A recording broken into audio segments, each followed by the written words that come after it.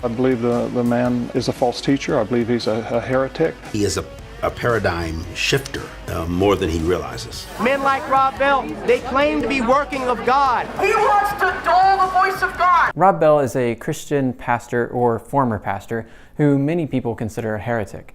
So why is he introducing the Bible in a unit on Judaism? So let me take each of these three problematic things in order. So first, he's a pastor, not a scholar.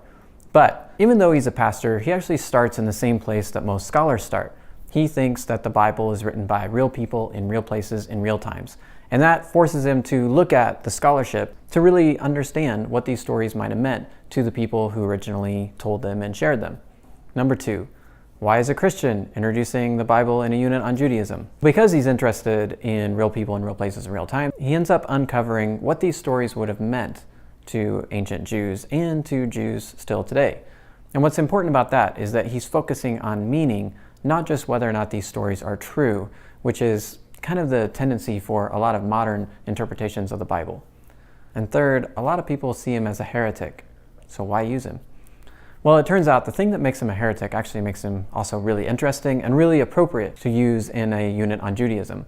What makes him a heretic is that he thinks that God is love and that hell might not be real. This actually ends up putting him more in accord with Judaism than with a lot of Christians. In accord with Judaism, he's interested in how we can work with God to improve and redeem and repair this world rather than just work on or wait for our own individual salvation. So really it comes down to three reasons why I want to use Rob Bell in this unit. First, he's really engaging. He wants to get everybody excited about reading the Bible, which is the most widely read book in the history of the world. So why not read it and why not engage with it deeply? Secondly, he's really provocative. The things that make him a heretic also make him really interesting and make him raise all sorts of interesting questions about what this stuff means and why we should read it.